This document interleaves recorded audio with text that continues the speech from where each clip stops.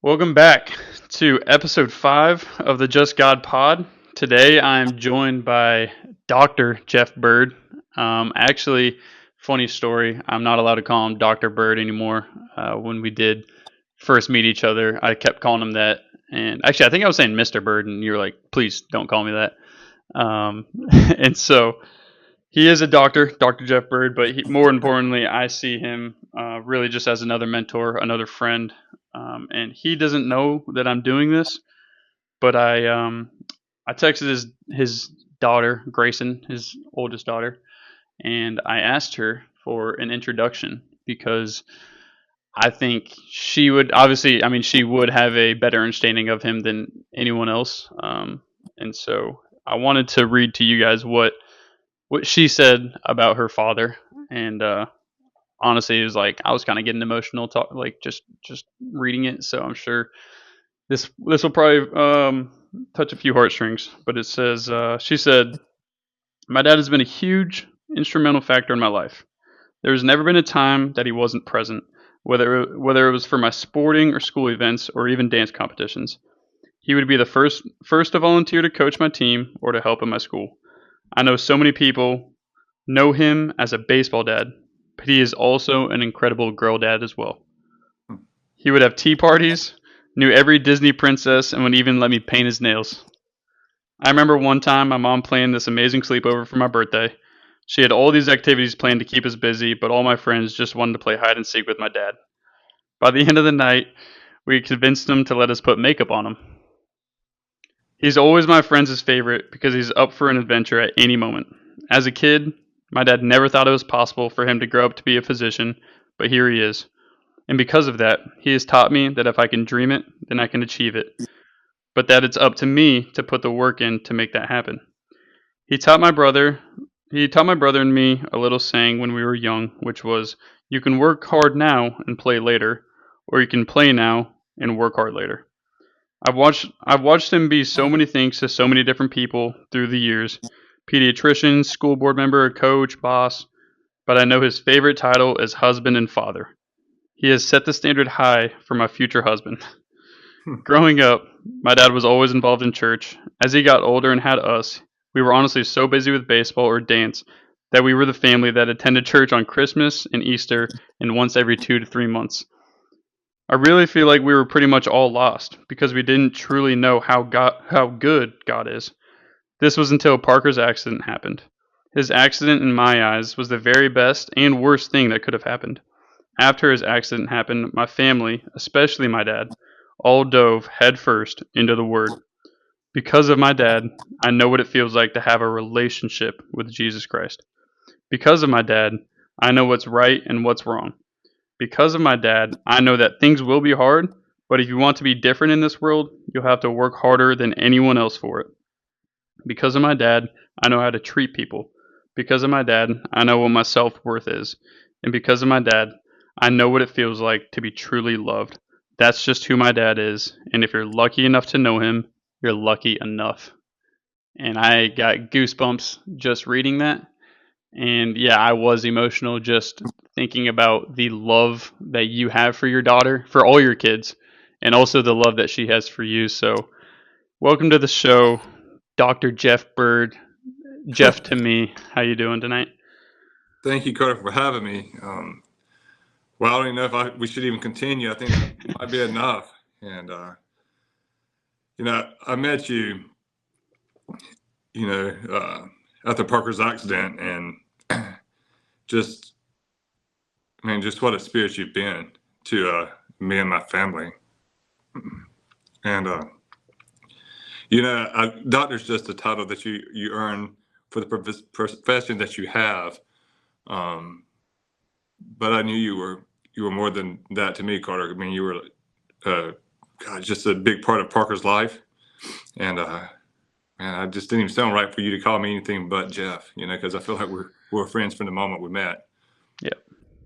Yeah, no, certainly. I think it certainly was a respect thing, but I didn't like calling you Mr. Bird either. I mean, it was literally you were just Jeff to me, and seeing you interact with your kids and your wife was just like he's just one of us, and It's been an honor. It's been a true blessing to actually get to know your family. I mean, Parker and I are we're as close as they can get, and so it's just been a true blessing to be a part of your guys' life. And I before we get going, I do want to give a shout out to this show's sponsor, Mike Aman and his company, Greater Purpose Company, whose purpose is to equip and empower business leaders to build great businesses for a greater purpose. You know Mike. I mean, everybody knows Mike Aman in Greenville, but um, we last week we had Paige on, and that episode was incredible. But this episode, I really want to dive into to you, to your family, to just everywhere and anything that God has shown you. I do want to start with just talking about each individual kid in your life. I mean, they're all so different. I've gotten to experience each one, and just go ahead and talk about each individual kid. Um, well, you know, Parker was our firstborn, and we tried to have. Mitzi was my high school sweetheart, and we started dating my junior year of high school. And I met her. Um, gosh, I knew her before she knew who I was. When I was in middle school, we didn't go to the same middle school, but she dated a baseball buddy of mine, and this was when phones were still attached to the wall. There was no mobile phones, and I just remember like calling her at 11 o'clock at night just to see if she would pick up the phone, and then we would hang up and just start laughing. And then we had a class in high school together, and I told her in 10th grade, I said, "I will marry you one day," and she thought I was just telling her that, but from the moment I met her, I knew that's who I wanted to spend my life with. And we got married after my first year of med school, and you know, 5, 6 years passed, and we thought it was time to start a family, and we just had a hard time getting pregnant. And I just remember when I just praying, I said, "God, if you let us get pregnant, um, and let us have a baby, I will raise him to know you." And um, we go to San Diego. It was our vacation. Me and Mitzi were out in San Diego, but we invited my parents to go. My dad was always just a huge follower of Christ, but my mom was not. And she was a good mom, but just not a follower of Christ. And I remember Billy Graham was in San Diego, and it's like, Billy Graham was just an icon. And I remember going, and just how simple he made following Jesus sound.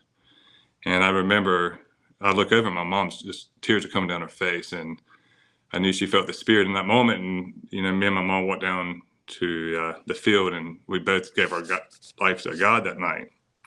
And so that was maybe Monday of the week, and then on Sunday we're flying back home, and Mitzi was taking medicine to see if she, before she had to take medicine to see if we could get pregnant, and she had to take a pregnancy test, and she thought she was taking a pregnancy test basically to start the next round of medicine, but it was Mother's Day, and the test was positive. And so we found out we were having Parker on Mother's Day, 4 days after I gave my life to Christ. And, from that moment, I don't know, we had Parker, and it was just, from the moment he came out of the womb, I just knew it was a different spirit and a different person, and just was always just loving and caring, and always the hardest worker in the room, and loved baseball from the moment he could sit up. He had this little Fisher Price toy, and it was a tee that played Take Me Out to the Ball Game. He would just sit there for hours and just hit the ball over and over. And by the time he was 18 months, he would be in the backyard hitting off a tee. And by the time he was 2, we had moved back to the town I grew up in, me and Mitzi grew up in. And every single day I came home from work, he was ready to go to the backyard to hit. And it was that way for every day of his life. And when he was when he was 5, it was raining one day. He's like, "Daddy, I want somewhere to go hit." And I found this little warehouse that was an indoor batting facility, and that's where we spent pretty much every day of his childhood. And I got to sit on a bucket and put balls on a tee.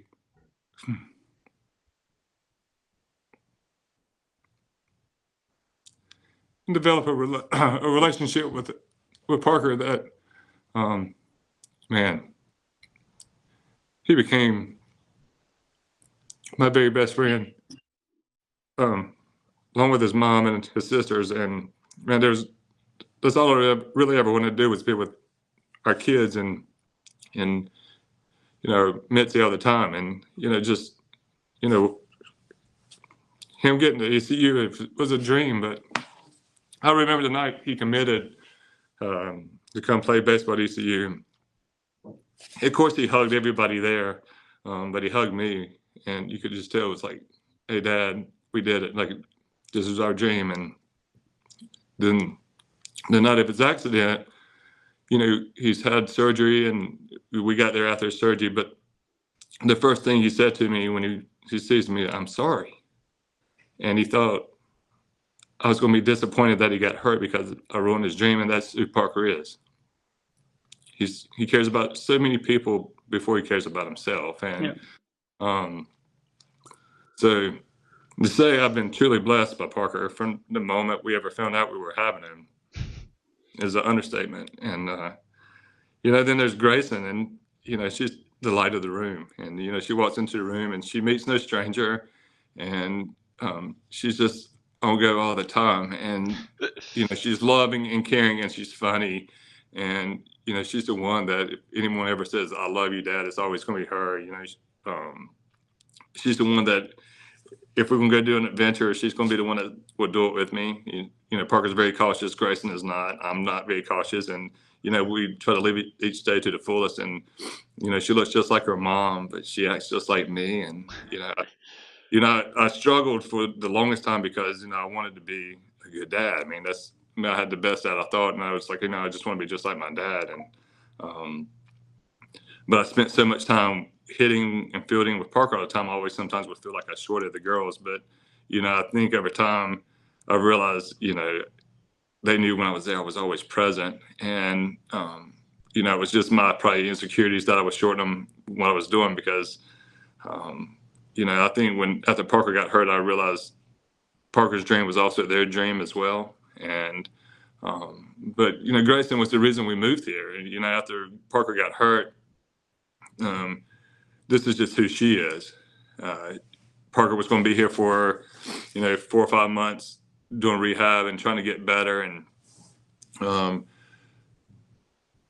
she was back home in Laurinburg, and she had started school back, and she calls her mom and said, "Hey, Mom, I found some houses that we can move into," because she wanted to be where Parker was, because she wanted to be there to encourage Parker to be better and get better and still live his dream. And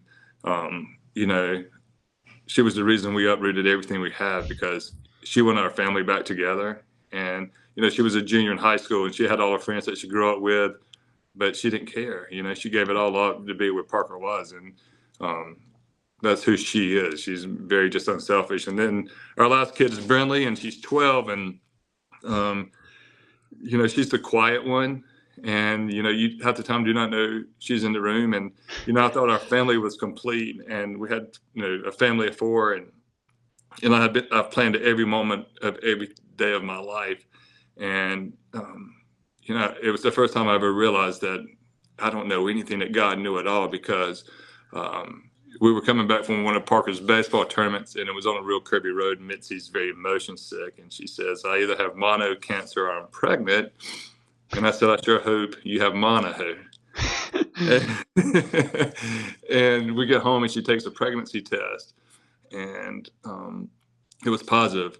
And from the moment Brinley came out of the womb, she called me Mama. She called me Mama for the first 2 years, and has always been a daddy's girl. And she's Parker's best friend, and he just adores her. And just watching the relationship that her and Gracen have, is they've become really just very super close. And I couldn't ever imagine life now without having 5 kids, 5 people in our family. And she's amazing. She's super smart. She hates sports. I mean, she is now playing volleyball, but I think she got tired of being on the baseball field so much that she wanted no part of it. And she loves to read, and she's just artsy, and she's just a blessing and a joy to our life for sure. Yeah. No, I mean, like I said, I've gotten to be around all three of them, and how different all three of them are is it's amazing to see. And like just from a parenting standpoint, I'm sure just the not necessarily the challenges, but the different ways that you have to interact and treat them, because what Right. works for Parker might not work for Gracen or for Brinley. So it was just it's so unique and so awesome to see how they are all different, but they're all just incredible in their own different ways. And Right. I obviously I spend the most amount of time around Parker, but I can tell you he loves his sisters. I mean, he adores them, and he would literally do whatever they need, whatever whenever. I mean, he would be there for them. And I always think it's funny when Brinley will take his phone and like hack his Snapchat and post like a selfie on the Snapchat, and I'm like, how does he like? It's it's hilarious stuff. But no, they definitely are all unique and all awesome in their ways. I did want to talk about Mitzi as well. I know, like, just being around her, and really how you two interact at the ball games or just wherever you guys are. I've gotten to experience that, and I mean, you guys really like you guys just you go so well together. And I know, like, a couple months ago, you guys just like up and went to Disney by yourselves. Like, you guys are always just enjoying life to the fullest, and it seems like obviously don't know everything about your marriage, but it just seems like you guys are always just trying to enjoy and be present in the exact moment that God has ordained for you guys. So if you wanted to just touch on that, I mean, I think some people would love to hear that. Yeah, we actually we went to Disney with the girls without Parker, which was tough because it was during the middle of the preseason, and he got a double, or excuse me, he hit a ball that should have been a double, and he fell between first and second. I remember sitting at Epcot, and Carla Williams sent me the video, and I'm like, Mitzi, he lays the ball down the line, and he falls between first and second, and um, we're just all sitting there, and it's just kind of like the last few years have been, like just the joys and the lows Yeah, can happen in a moment like that. But yeah, we did, Mitzi and I celebrated our 25th anniversary in May, but didn't do anything because y'all were playing baseball down in Clearwater of during our course. anniversary. But we did just go to St. John to celebrate it recently. And, just a chance to marry my best friend is, Yeah, and just a person that, you know, just she doesn't she's so easygoing and just um, never questions really if I ask to do something with the family. She's like always game for the adventure that's about yeah, to happen. And she's just God loving. And I always tell her she's got to be a biblical scholar because she spends most of her mornings just reading her Bible. And yeah, um, it's amazing to watch the relationship she has with her children. And I tell people all the time, I know you can look at people's marriage and think it's perfect, and mm, no marriage is. And I can always say that from her part, she's been perfect. She's done everything um, that you could ever expect or want from someone to be married to. Um, there's been moments in my life where I've just been probably, I guess, like, I was thinking about this the other day, just how like in the Bible, how repeatedly people over time just become um, just very arrogant when yeah, they have success that they think it's about them. And there's been times that I've put myself before her, and you know,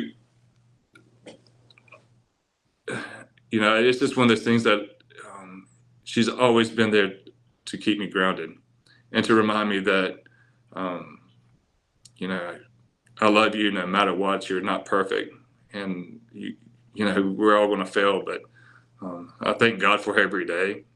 Without her, I don't know where I would be for sure. yeah.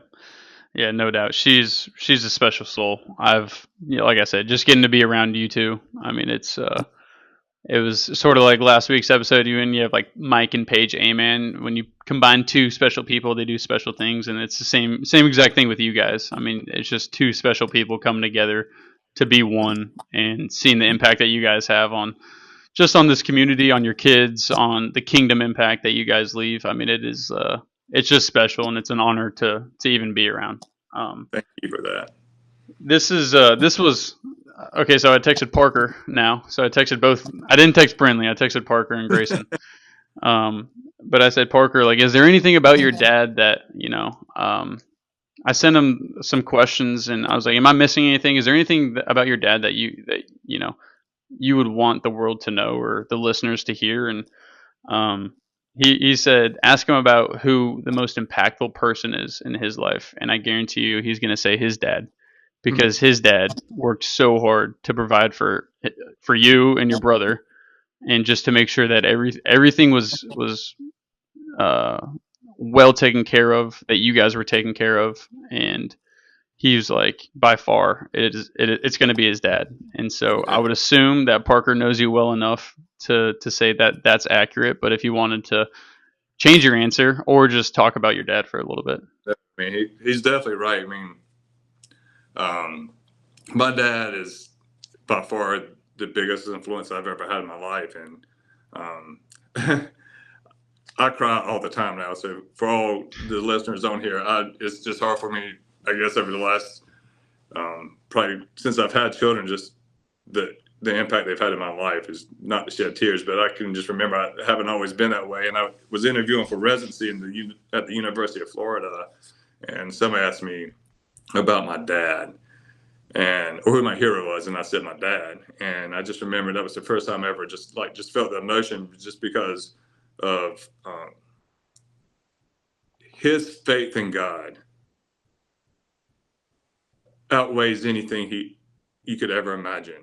Mm. And you always go to your parents for advice and your father for fatherly advice. And my dad's advice is always pray about it. And for the longest time, it would just frustrate me because I'm like, Dad, I need some advice. I need help. But he really believed that Yeah. the answer did not come from him. It came from the God above. And it took me many years to understand that, but now I do. Yeah. Because there's no advice that he could give me that was going to ever be greater than the advice that comes from above. And my dad's dad was an alcoholic. He died when he was 15. He never told him he loved him in the 15 years that my dad had him. So my dad has told me every day of his life, repeatedly, how much he loves me and called me the best baby in the whole wide world to this day. Like if I talked to him on the phone, he would tell me that to this day. And I just wanted to be who my dad was. And, I have definitely fallen short of that many times. But, people call me and say, hey, they don't call and say, hey, can you pray for me? Can you get your daddy to pray for me? Because I think they think he has like a special line to God because I don't know. He's just a sweet soul. And, he taught, me and my brother to always put God first and, to raise our children to know God. And, man, what better gift can that be? He grew up very poor, worked in a grocery store, and never gave me any other option but to go to college. And he wanted us to have a different life than he lived, and we did it. And I can just remember he would take on various jobs to do whatever would do to get us to go to college, and without us being in debt when we got through with college. And my mom sacrificed as well, and like I said earlier, she's a really good soul. And I was just blessed with two good parents, but my dad is just a special human being. Yeah. Yeah. I mean, just hearing that story is like he just laid the foundation. Like he truly took something and then he left it way better than he found it. And just hearing what Parker said about him and now what you're saying about him, about the sacrifice and the commitment and the hard work that he put in, like that right there is just laying down his life. I mean, I believe it says in John that there is no greater love in life than to lay your life down for your friend. Obviously, you're his son, but like it sounds like he's truly loves you that much that he would lay his life down for you. And so that He is was, and like there's nothing that I've ever asked or needed that he hasn't done whatever it's taken to make sure that's happened for me and my brother, and now all his grandchildren. And you know, he never worries about death, and he says, my father owns it all, and he can't wait to leave this earth one day to spend eternity in heaven, and and that's the way he lives his life. I Yeah. mean, there was nothing greater. Like when I lived in Laurinburg, and I would walk into the hospital around, and the switchboard lady was like, "Hey, your dad's been up here. He's been visiting the sick." And he didn't tell anybody what he was doing. He would just go out and just spend time with the sick, the elderly. He on Wednesday mornings or Tuesday mornings back home, he goes and bags up lunches for kids so they have meals for the weekend. Yeah. Um, he does everything always under the radar, and but always for the kingdom of heaven for sure. Yeah. That's incredible. I mean, that literally sounds like Parker now. And I remember we had this conversation a couple weeks ago and just at the scrimmage, and you said that Parker reminds you so much of your dad. And I didn't even like that. That just popped up into my brain. You saying that because I was not planning on talking about that, but now that you're describing your dad, I just remember you saying Parker reminds you so much of your dad, and just Yeah, the you're right. I mean, now that you said, I remember saying that to you, and it's weird because Parker has the same spirit as my dad, and a lot of times now people come around and say, "Hey, did you know Parker has done this or done that?" And we talk a lot, but he never tells me what he's doing when it comes to doing servant work, yeah. and there's things as a father that I don't, people's like, "Hey, y'all done a great job with Parker." I'm like, I don't know if you even teach that. I think that comes from a different father. Yeah, no doubt. I mean, it's just who he is. But I mean, without you and his grandfather, then like I mean, he probably just wouldn't have known any better. But you guys have just sort of embodied that so that he knows like who to look up to. And you guys got that from your heavenly father. But it's a chain reaction. And so seeing the impact that he just makes on those around him obviously comes from you, but also definitely comes from the Lord above, which is just inspiring to watch. Just as an outsider, I tell people all the time, like when they ask me, like they see I played baseball at ECU, and they're like, "Oh, you know Parker Byrd?" And I'm like, "Yeah, like I know Parker," and I say that because it's like I think I just take for granted like I got to share a locker room with somebody that is that impactful.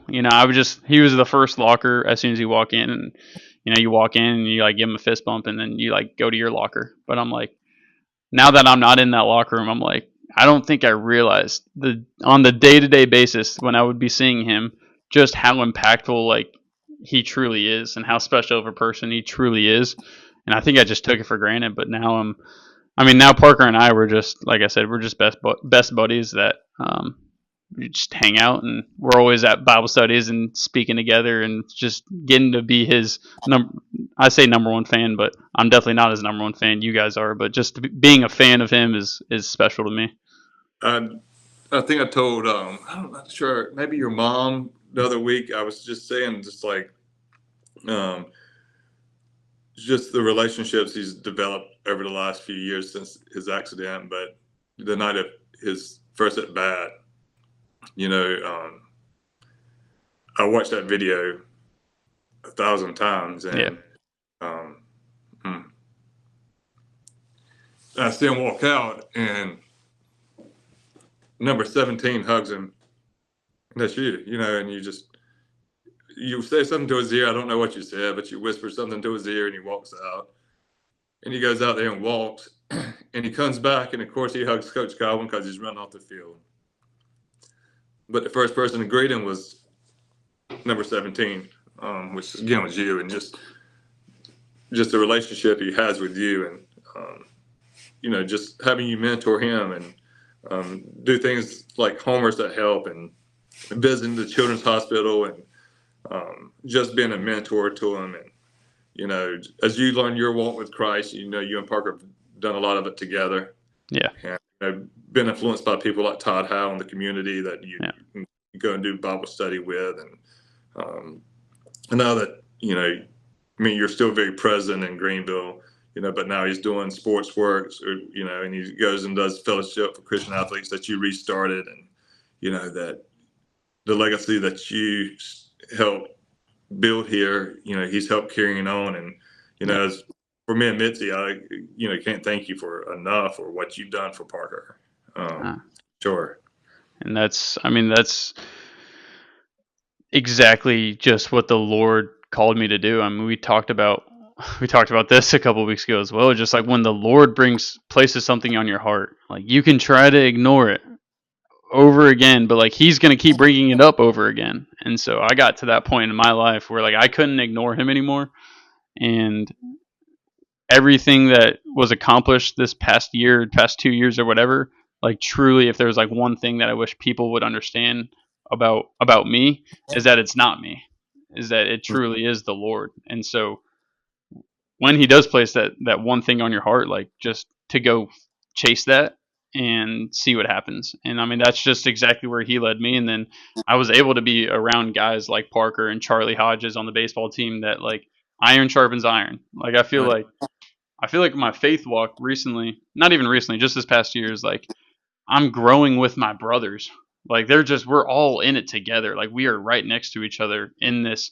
I wouldn't even say battle. It's just like a fellowship. We're like, I just am visualizing like us walking together. And that's exactly what it is. I mean, it's how blessed we are to have one, a coach that supports the kind of walk that we have, and then two, just like a locker room full of guys that just wanted to know more about God, and that's exactly what happened. And yeah, I mean, it's been a phenomenal ride this past year, 2 years, getting to know everybody, and especially your son. Thank you.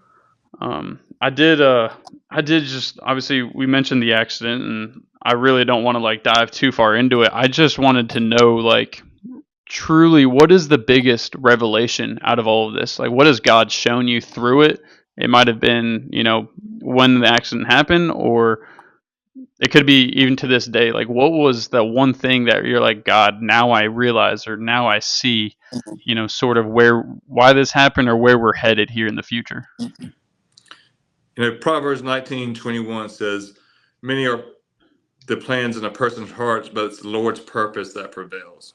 And I've read that Bible verse, so many times since July 23rd, 2022, because, I had a plan for Parker, and what I never pushed baseball on Parker. Parker loved baseball, but I tried to push his dreams as far as I could go, and I would do anything to make his dreams come true for sure.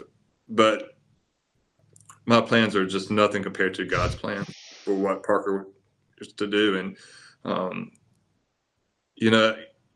I realize there's nothing that's greater than what God has planned for your life. And, he could have came here to be a shortstop. And you know what? I try to tell people Parker was really good Yeah. at baseball. And, he was once ranked the highest shortstop in the state of North Carolina. And, but those things didn't matter to God. He didn't care that Parker played shortstop. He saw something in Parker Yeah. that he knew was greater than anything that I had planned for him. Yeah. And, it has been revealed to me that, trusting God in moments that don't always go your way, Yeah. to realize that God is not always a a God that, He's not Santa Claus. he's not Santa Claus. He's not going to always give you what you want. Yeah. He's not always fair. Yeah. You're right, but he's always faithful, meaning Always that faithful. he has something for you that's greater than anything that you could ever imagine. Yeah. And Parker realized that pretty early on, and you know, he was surrounded by people who believed in him. He was surrounded by a coach who could have easily said, "You know what, Parker, thank you for coming to East Carolina. Something bad happened to you," but Coach Godwin believed in Parker's dream. Coach Godwin has a heart that is a heart for God, and he knows God's plan for Parker Yeah. is to walk on the field, not just to give Parker hope, but he has now given hope to many other kids that have been in the same situation, that now they believe that can happen. So it's not just that Parker stepping onto the field that helped. That it was Coach Godwin and his teammates who believed in him. That So I realized that from the accident that God had something greater for Parker Yep. than anything could ever imagine. So trusting God is just what I've learned through this all. Like, it may not happen the way we want it to happen, but Yeah. it's going to happen the way God's going to happen. And you just wait till you see what it's going to be. Yeah. And it's going to be so much greater, you know? And Yeah. um, the greatest thing I can say about Mitzi is through this, like, I struggled because, I realized the worst thing sometimes is yourself. Like, you talk to yourself. You and I talked about this, and I sent a sermon to you. You talk to Yeah. yourself much more worse than you would speak to anyone else, Yep. right? And so when Parker's in the hospital, I'm like, just down. Like, God, why would you let this happen to a kid that's a good kid, doesn't drink, doesn't smoke, is kind to everyone? Why would you punish him? Like, why would you do this? Yep. And then, they were talking about amputating. They did amputate his lower part of his leg, and then they were talking about amputating the upper part of his leg. And I said to Parker, hey, Parker, they're going to have to amputate above your leg. And, this means that you'll never play baseball again. And Mitzi never um, quit doubting. She never quit. She had the faith of a mustard seed. I always think Yeah. of the mustard seed, and it was so small. And I don't know if she truly believed it, but she knew at that moment that God gave her the words to say to him, "You can do anything in this world you want to do if you put God first." And so, um, learning to trust in God in all moments and never to lose faith in what that plan is. Yep. Amen to that. I mean, that's perfectly put. And I think a lot of times, well, I did hear the quote, like, tell God your plans or show God your plans and he'll laugh at them. I mean, like, that's just so true. It's like Yes. you could have like a 5 year, a 10 year plan, a vision for your life, and then something happens and it all gets flipped upside down. And it's like, well, where do I start now? And it's like, well, you start with God. Like, you Right. start putting him first. And I mean, I always quote Matthew 6:33, seek first the kingdom of God and his righteousness, and all these things will be added to you. You have to seek him first. And like, it's what you're saying is like, trust God sounds so simple, but it's like, no, just do it. Like, you Mm. just trust God and everything will be taken care of. But if you think for a second that you have it all figured out, God will be like, oh, like, I got another thing coming for you, Yeah, because I you got don't, And I think that's just what I want the listeners to hear. That is like, you just seek him first. You put him first in all that you do, and everything else will be taken care of. Just Proverbs 3:5 and 6 tells us to not lean on our own understanding, but in all ways acknowledge him, and he will set your path straight. That is like so simple, It's just like, in all your ways acknowledge him, and he'll make your path straight. And so that's definitely I mean, that's awesome. That's something that I think everybody can really benefit from hearing, because it's simple, but we make it, us human beings make it difficult. I mean, So you're so right about that. I think it's so easy when you're in moments where things aren't going your way to call on God. yep. And then you question, where are you, God? But then when you go back and you look at it, God was always there. You're the one that walked away from God. Yeah, he was there the Like, entire time. He was there the whole time. Like, for myself, I got caught sometimes, like, you know, honoring money, honoring my pride, honoring my ego.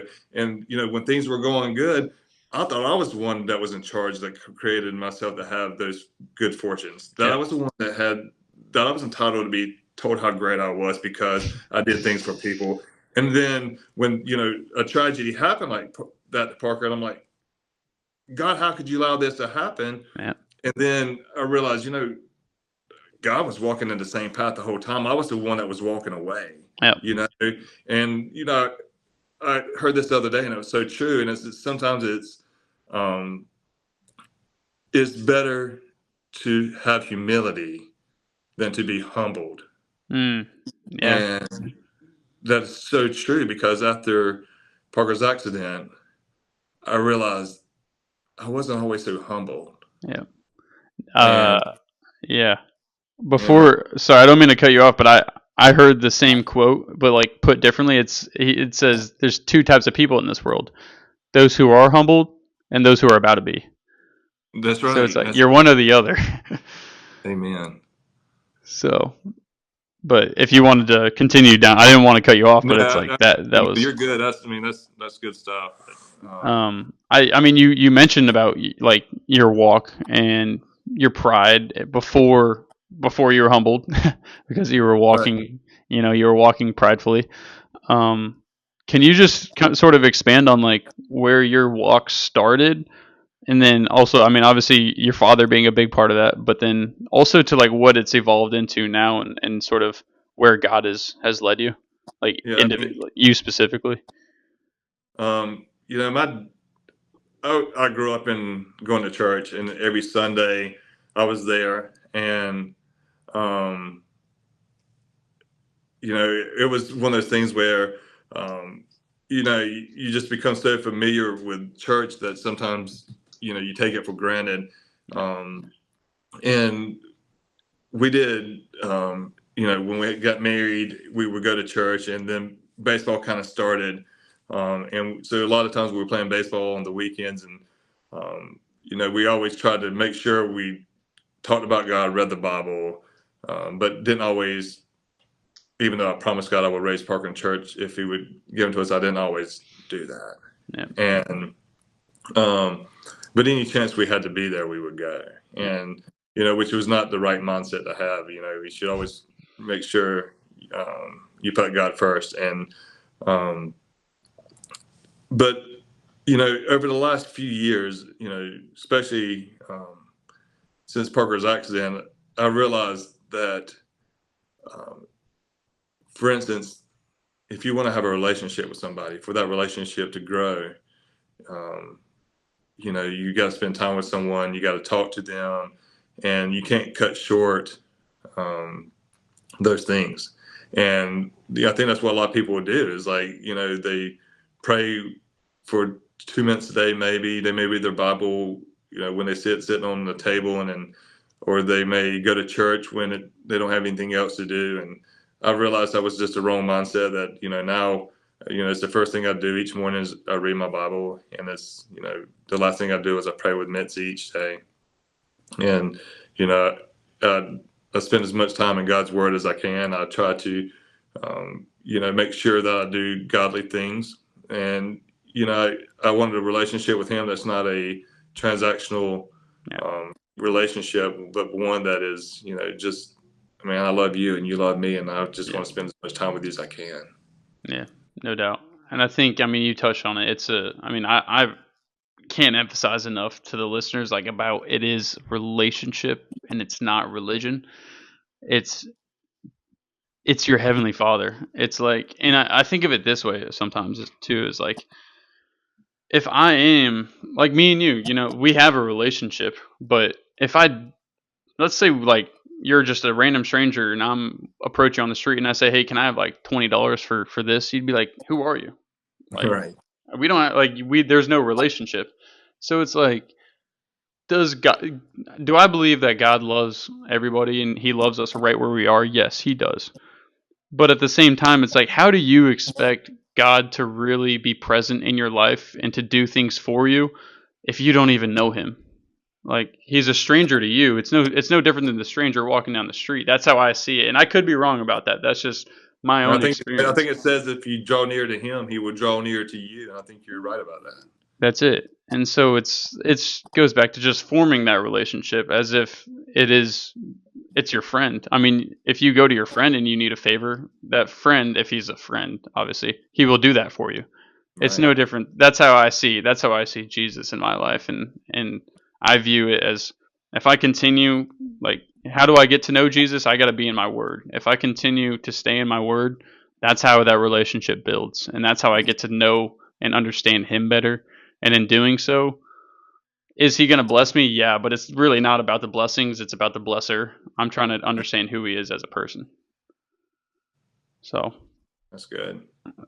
that's I mean that's just like that's where God has brought me recently, and I wanted to really go into the person that's listening to this right now that is going through that he or she is going through that hardship, and we all face our own Goliaths at time. But that Mm-hmm. person that's really going through that hardship, like what would you say to them? And if you had scripture that could help guide them through their tough times, what would that scripture be?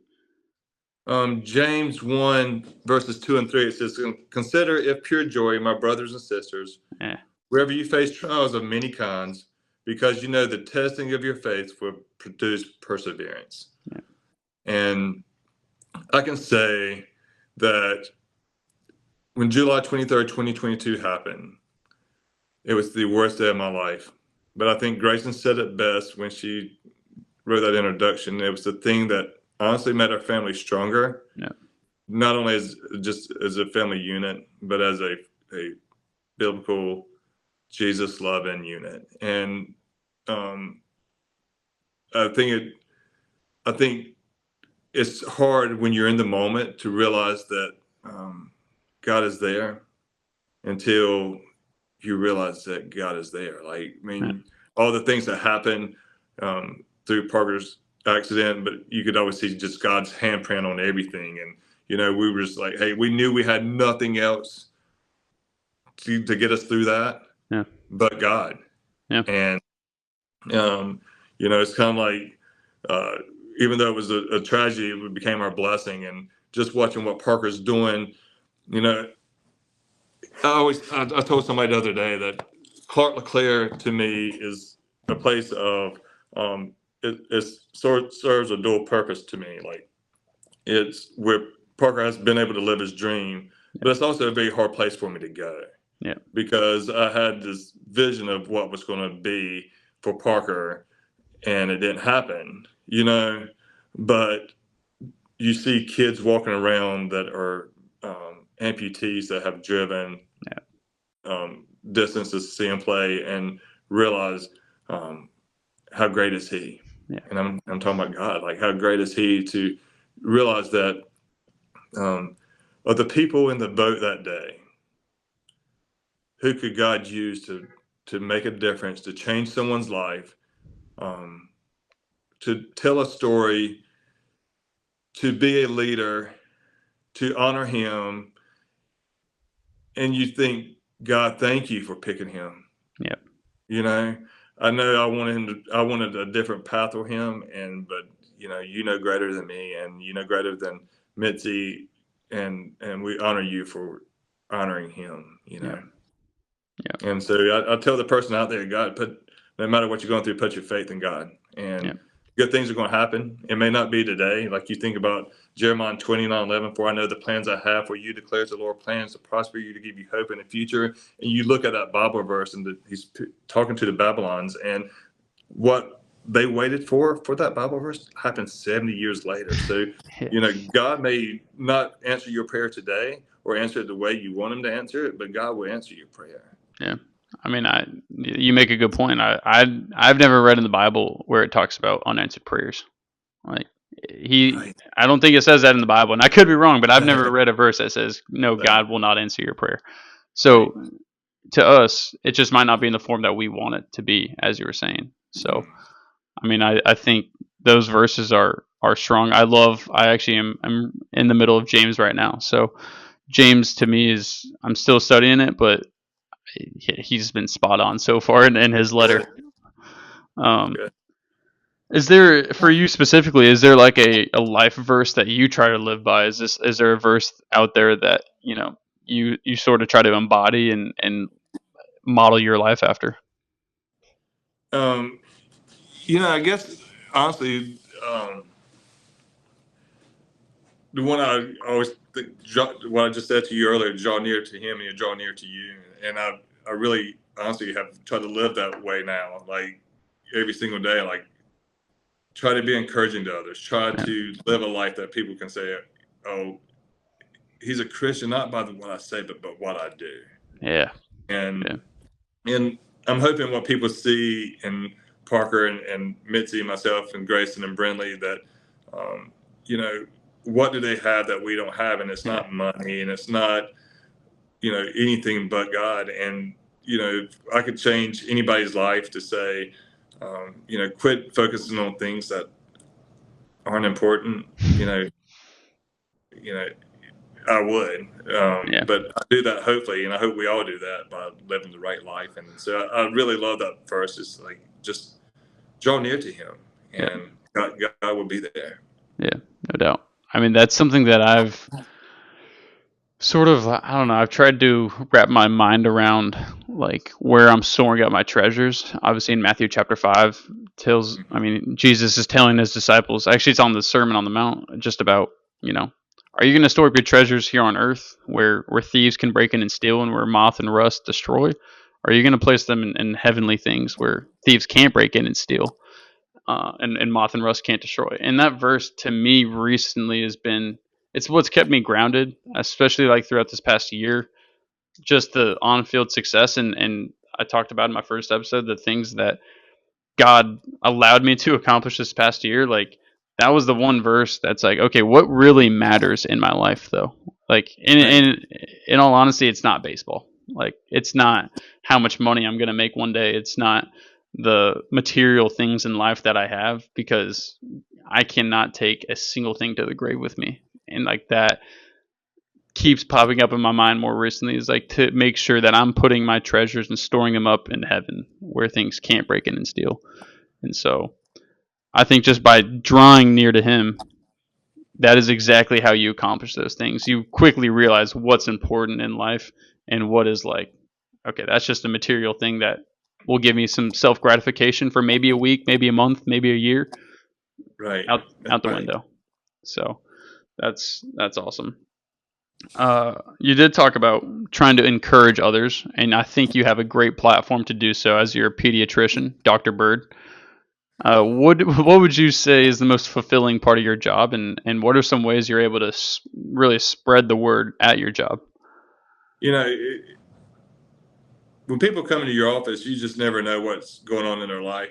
And being a pediatrician, you're able to take care of them from the moment they come out of the womb to the moment they go off to a job or to college, and just being an influence in their life and being a role model, hopefully to encourage them, to give them guidance, and it's just something that I can say most doctors don't get a chance to do. Yeah, And so that's been the best part of my job, is just like when I lived in Laurinburg, just to walk around the community, and um, people just come up to you and hug you and tell you um, what you mean to them, and uh, then they will bring their kids to you, and because you meant so much to them that they trust you enough to bring their children to you.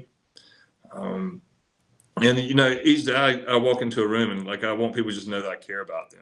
yeah, yeah, And whether I talk about God or not, I want them to see God in me, and that when they walk out of the room, that they feel different than they walked in when they first walked into the room. yeah, It's it's been a job that's been such a blessing, and I couldn't imagine being any other type of doctor than what yeah, I've done, because I do get a chance to just be a part of people's lives for so long.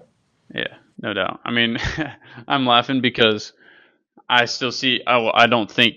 I honestly, I don't know the last time I've been to a doctor, but I remember the last time I did was like literally like a year or two ago, and it was still my pediatrician. And I'm like, I finally didn't realize it, but I was like at the age where like I walk in, I'm like seeing like giraffes and like zoo animals, and I'm like, hey, mom, I think it's time for me to like actually get a real doctor, like not a real doctor, but like, I need a big boy doctor. yeah.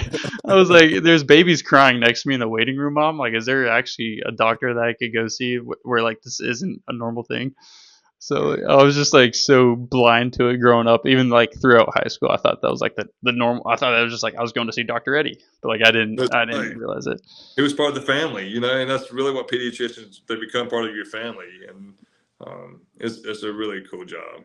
No, no doubt. I didn't like I said, didn't even realize it. But I mean, I guess my pediatrician back home, we grew up with his son, so like he is part of the family. Like we're good friends with him back home, and I grew up with his son, and our families are all friends. So it's, you definitely get Right.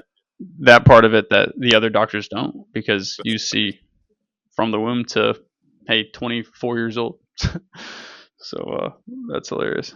I wanted to ask as we wrap up here, just there might be somebody out there that's trying. I mean, we talked about getting in the Word and building that relationship, and there's probably somebody out there that's trying. Either maybe they haven't started reading their Bible, or maybe they are, but they don't know where to start. Right. Just trying to grow closer to God. Like, where in the Bible would you have them start, and what are some ways that you've found make it fun to read the Bible and get to know Christ? Right. I've done the Bible recap with Terry Lee, Tasha Lee Cobble, I think is her name, Terry Lee Mm-hmm. Cobble. I did that last year, read the Bible from front to back. And, it was great. But, if I'm telling somebody to start the Bible for the very first time, I think the best story in the Bible is God's crucifixion. Yeah.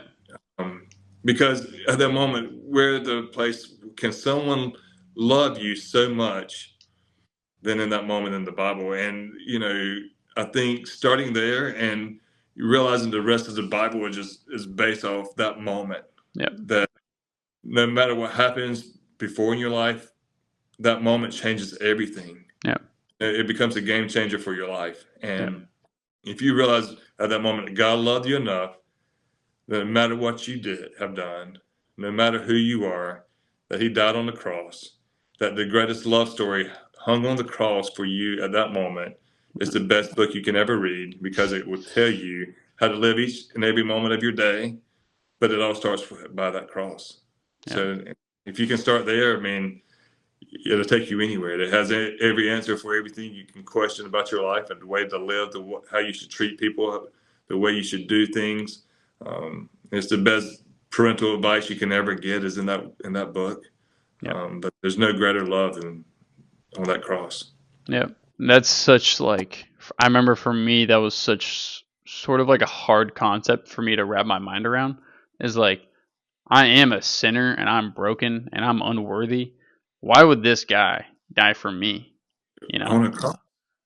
Yeah, to be crucified was like such like, I couldn't wrap my mind around it for the longest time. Like, I wanted so badly to believe, and I don't really know what that turning point was, but after that, I was like, he really does love me that much, and he would do it again. That's the crazy thing. He would Right. actually do it again and again, and he would do it a million times over. And we actually had this talk in Bible study the other day, like, and I don't have kids, but Lord willing, one day I do. It's like, would I die for my son or daughter? And I would love to say yes. Or for I guess we could use just like right now in my life. Like, would I die for my parents or would I die for my friends? And I'd be like, yeah, let's do it. And then, the moment comes and it's like, well, whoa, like, would I do it? Like, I don't know, and that's something that, like, no, Jesus actually loved you that much that he did it. And once you accept that, like, you don't have to earn your salvation into heaven. That is all you have to do, is believe that he truly just loves you that much and he wants a relationship with you. And he knew he was here for that moment. He Yep. lived up. He picked Judas to betray him Yeah. so he could get to that moment. Yeah. And then realize that God loved me that much to have that plan. I mean, how can I be so mad he caused me to have hardship with Parker losing his leg? Yep. He sent his son to die on a cross. Yeah. And, why can I be mad with God? Because he sent his son to die for me. Yep. No, you're spot on. And for those listening, that is in the first 4 books of the New Testament. It is Matthew, Mark, Luke, and John are the Gospels. That gives an account of Christ's life and the crucifixion, as Jeff here is saying.